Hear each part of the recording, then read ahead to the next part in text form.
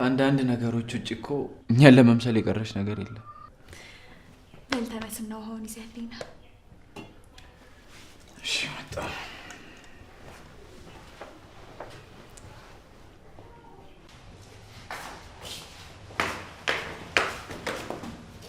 ምን ፈልገህ ነው? እንግዳ ውሃ ፈልጎ ነው። አዲስ እንግዳ መጣ እንዴ? ኧረ አልመጣም። ሀሴትን እንግዳው ስትል ጊዜ እኮ እንዲህ ወንድ እኮ ናት። ለአንቺ እየወራው እንደ ወንድ እንደዚህ ትከሽና ለመጣችን። ሰላም ሰላም ሰላም ውዶቼ እንደምን አላችሁ? ባላችሁበት ሰላማችሁ ብዝት ትርፍ ይበልልኝ እያልኩኝ እንግዲህ ጽናት ድራማ ክፍል 50 ተለቋል ማለት ነው።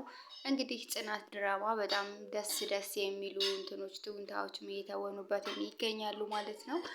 ጽናት ድራማ እንግዲህ ኪራና ጽናት ተጣልተዋል ማለት ነው። ስልሽ በቃ አልፈልግህም እኔ እናንተ ከዚህ ላይ ማቆም ይኖርብናል ብላ አንተም ብለዋለች ማለት ነው። ስለዚህ ከዚህም በኋላ እኔ እንደዚህ እዚህ ቤት ወጥቼ ሌላ ቦታ እንዳልሄድ የምትፈልግ ከሆነ የኔና ያንተን ግንኙነት በልክ አድርገው ብላም ነግረዋለች ማለት ነው። ይህ ነገር የተፈጠረው እንግዲህ ከነኪራ ጋር አንድ ሴት እነሱ ጋር መታለች ማለት ነው። እንግዲህ በኪራ የአባቱ ጓደኛ ልጅ ነች ማለት ነው። ጽናት እንትን ማነች ሀሴት ነች ማለት ነው የመጣችው ማለት ነው። እንግዲህ ሀሴት በጣም ወግ አጥባቂ ነች። በጣም ማለት ነው። እንግዲህ አባቷ ሻምበል የአገር እንትን ምንድን ነው የሚባለው መሪ ነው። ስለዚህ የእሱ ልጅ ነች ማለት ነው። ከጀንበር በፊት መነሳት፣ ከጀንበር በኋላ አለመነሳት፣ እንደዚህ አይነት ነገር ከ11 ሰዓት ተነስቼ ስፖርት መስራት፣ በቃ ይሄን ነገር ነው እናንተን የምትለው። በጣም ወግ አጥባቂ ነች። ወንድ ልጅ ኪችን አይገባም፣ እንደዚህ አይነት ነገር ነው እየተናገረች ያለችው። እንግዲህ ኪራንም ከአባቱ ፊት ስታሸማቅቀውም ነበር ማለት ነው።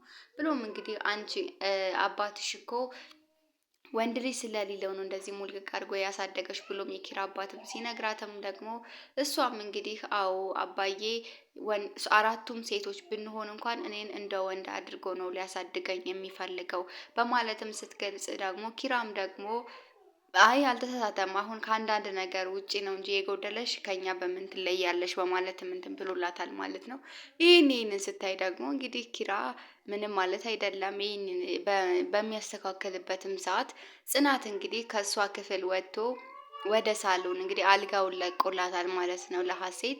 በዛን ሰዓት እንግዲህ እሷ እንደዚህ ስትለው እሱ ወደ ሳሎን ሊገባ በነበረበት ሰዓት በሩን ዘግቶ ቁሞ እያወራ ነበር። ምክንያቱም በጣም ኃይለኛ ሴት እንደሆነችም ደግሞ ተረድቷል ማለት ነው።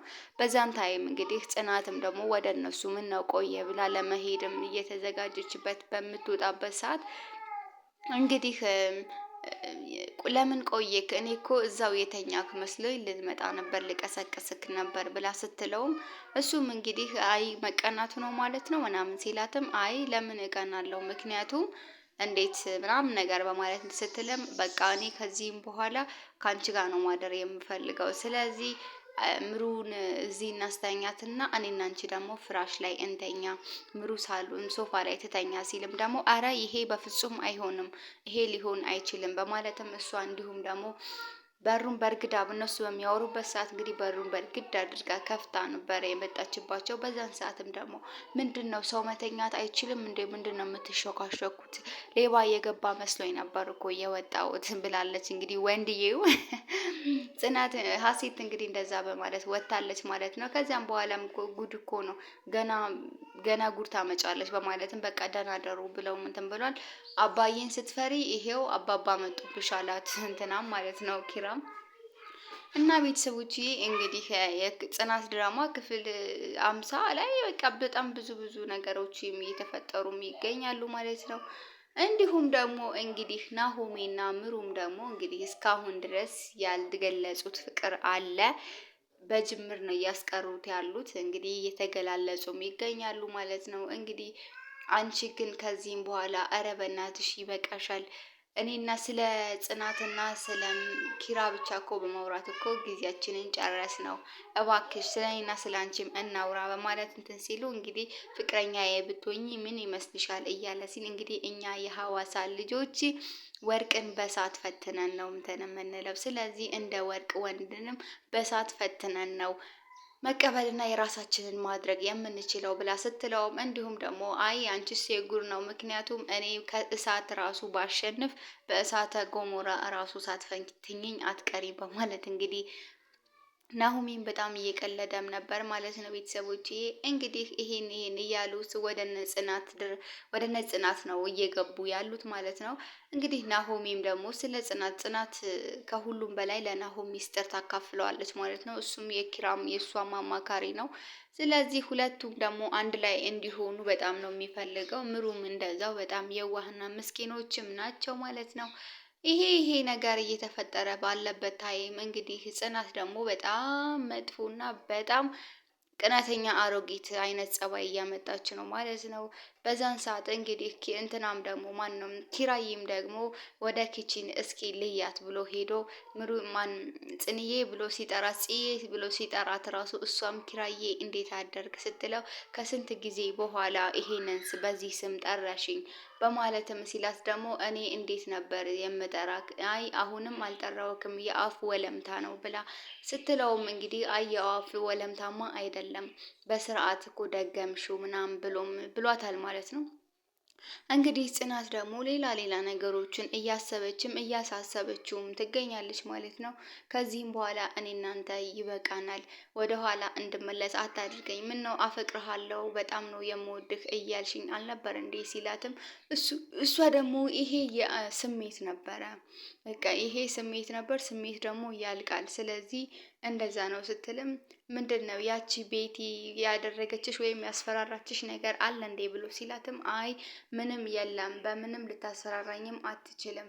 እንዴት እሷ ምንም ከኔ በላይ ተወዳት ነበረ። ስለዚህ እንዴት እኔ እሷን እንደኔ ወደሃት እኔንስ የኔ ፍቅርስ እንዴት እንደማያልቅ እረዳለሁኝ ወይም ደግሞ ይገባሃል። ስለዚህ ያቺ ሴት ነኝ አሁንም የኔም ፍቅር አለቀ በማለትም ትንብላለታለች ማለት ነው። እሱም ደግሞ እንግዲህ ከዚህም በኋላ የሰበራችሁትን ልቤን እንደዚህ ተቃጠልኩ አቃጠልሽኝ ሲላትም ደግሞ ያኔ አስገድደሽ ስትደፍረኝ እንደዚህ ነበር የተቃጠልኩት፣ እንዲሁም ደግሞ ልጄንም ደግሞ በመድኃኒት መርዛችሁ ስታገሉብኝም እንደዛው ነበረ ስሜቱ። ስለዚህ ብላ ስትለውም ጽናት እየተረጋጋው ነው፣ ስሜቴን እየተቆጣጠርኩ ነው፣ እባክሽ ስህተት እንዳልሰራ እባክሽ አቆሚ ሲላትም ደግሞ ምንም ልታቆም አልቻለችም። ምን ልታደርግ በማለትም ሴት ልጅ ጋር እጅ ማንሳት ከሆነ ልማድክ ነው ምናምን ነገር ያለ ስትልም፣ ምክንያቱም ከዚህም በፊትም እኔ ላይ ግን እጅህን ካነሳ ከዚህም በኋላ የኔ እናንተ ነገር ያበቃል ብለውም ስለነበረ ይህን ስትል እንግዲህ ኪራይ ደግሞ እንግዲህ ስሜቱ መቆጣጠር ባለመቻሉ እንግዲህ ጽናትን በጥፊ ብሏት ወጥቷል ማለት ነው። ይቅርታ አድርግልኝ፣ ታግሼሽ ነበረ፣ እንዳልመታሽ እንዳልሰሳት አድርግኝ ብዬሽ ነበር፣ ግን ያንን ነገር ልታደርግልኝ አልቻልሽም፣ እባክሽ ብሏት እንግዲህ ሄዷል ማለት ነው ኪራ። በዛን ሰዓትም ግን የተመታውን ፊቷን ጉንጯን በማሸሸት ኪራ በጣም ይቅርታ አድርግልኝ፣ እንግዲህ ከዚህ በላይ ሌላ አማራጭ የለኝም በማለትም እንግዲህ እሱም ሄዷል፣ እሷም ሄዳለች ማለት እሷም እዛ ሆና እየተቆጨች ነበር ማለት ነው። ብሎም እንግዲህ ናሆምም የመጣ በነበረበት ሰዓት እንግዲህ በጣም ርቦት ስለነበረ ምሳሌ አቅርብ ብላ ስትለውም እንዴት ነው ጥያቄ የምጠይቅኝ?